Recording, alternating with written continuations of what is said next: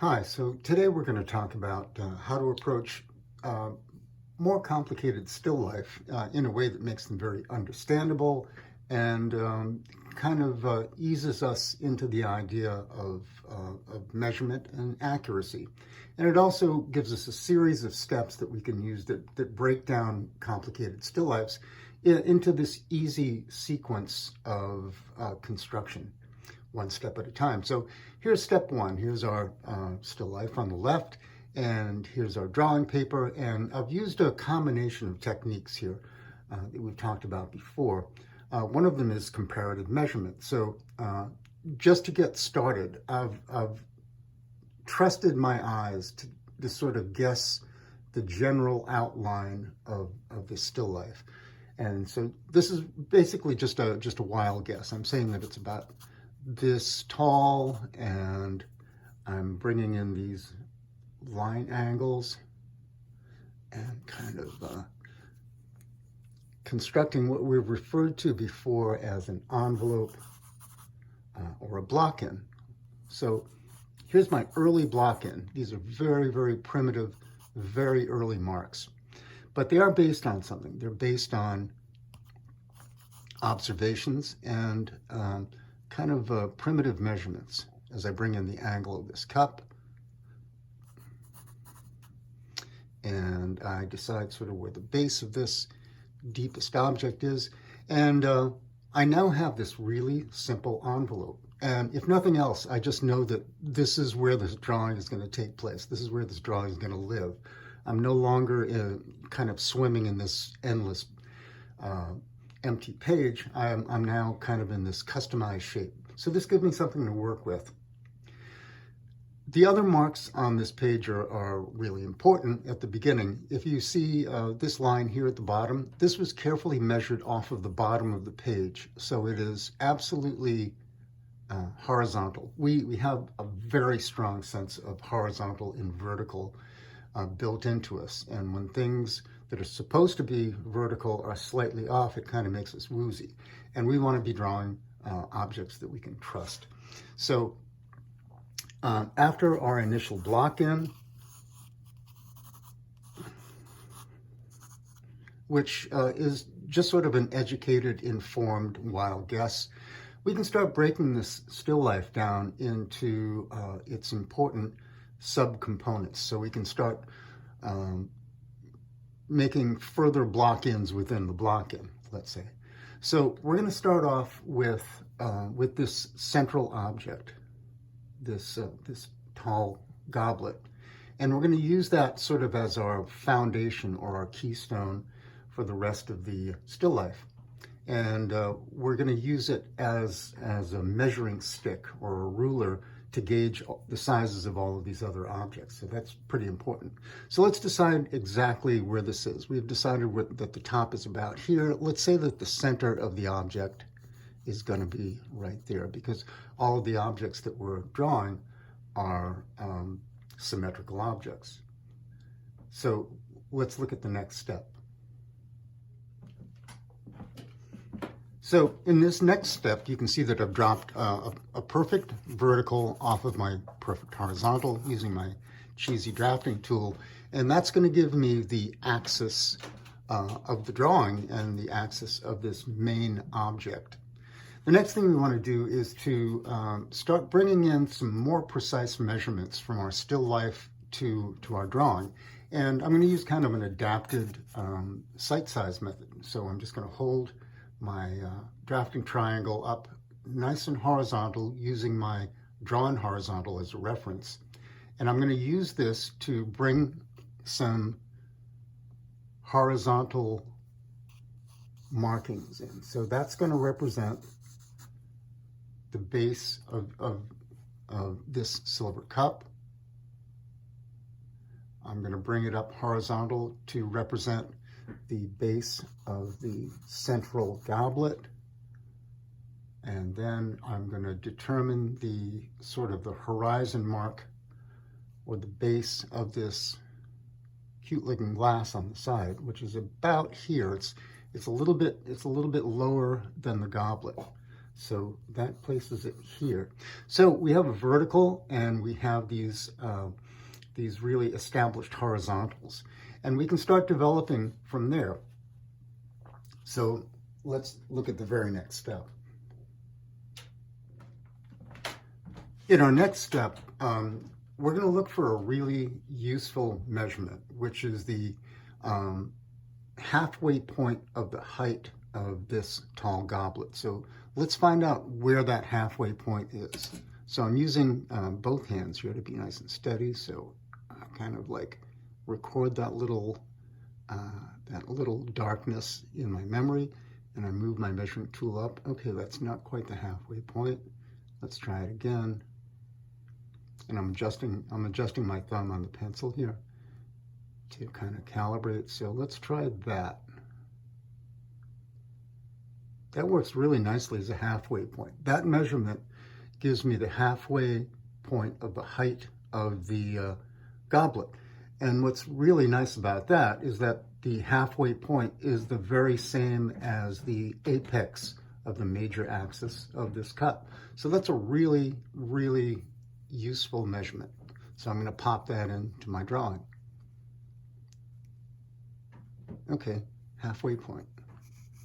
And suddenly I know exactly where this other cup starts. And then I also can make a really good guess as to where the top of this glass figure is.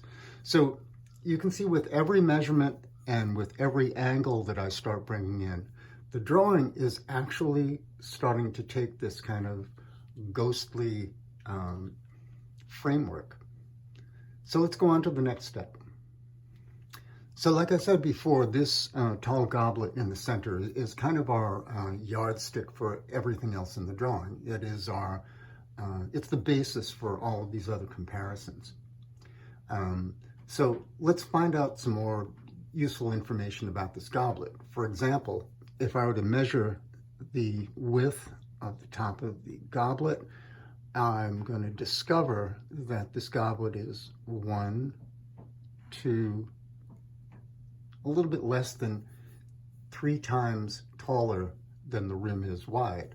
And again, that's something I can really use. So let's split this into thirds.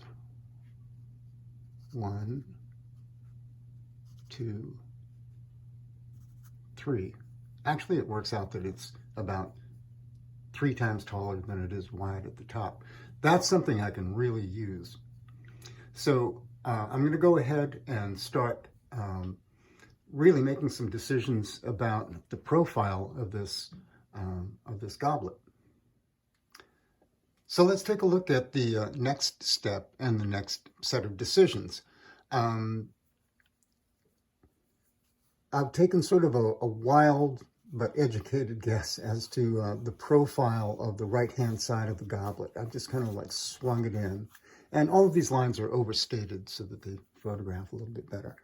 But how do you get this to be symmetrical? Well, you can really sort of step off the measurements.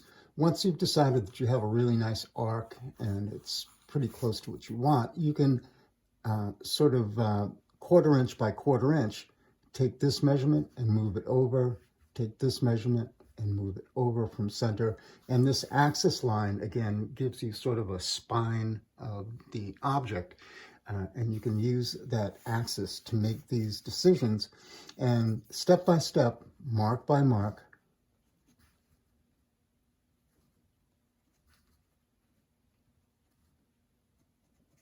you end up with a symmetrical object.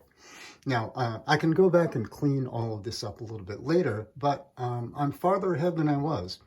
And now that I have this object sort of blocked out, it's not gorgeous yet, but it's basically blocked out.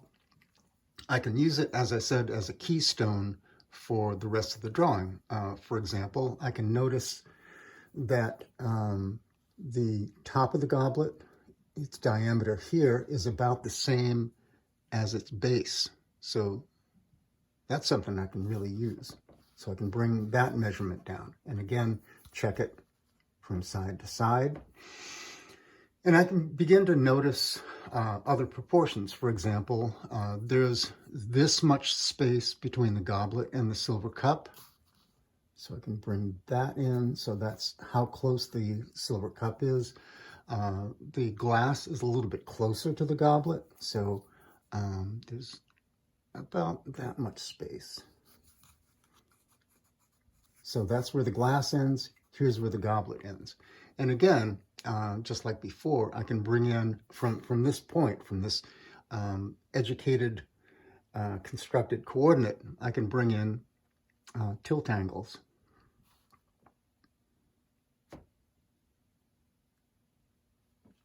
In fact, you can use your drafting triangle to measure this angle, bring it into your drawing, and then use your drafting triangle to copy that angle. That's a really useful way of bringing in tilt angles. And again, you can use this width to compare to the width of the silver cup and also to the glass. So now that you have this centerpiece, this center point, you can start using this, like I said, as a yardstick to build everything else in the drawing. And again, it's not gorgeous yet, but what I do start to have are all of the basic measurements that are going to make up this drawing. Let's take a look at this radical angle here and bring that in. Use this point as a marker, and also see that the glass has that much space between its base and the base of the goblet. So that brings it there, and it's got this really nice curvature, which I'm going to start off by guessing. I'm going to find a center point to the glass, a center point to the goblet, and then drop some really neat verticals.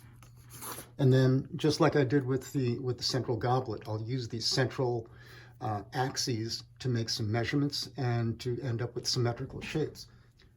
In part 2 of this video, I'll go back to this whole arrangement and really stand back and take a kind of a critical view of the decisions that I made. And I'm noticing, for example, that the silver cup really actually touches the base right here. So I'll go back and correct that.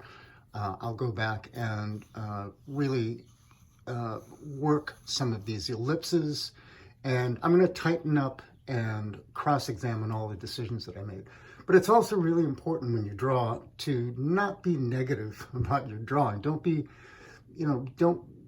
harsh with yourself.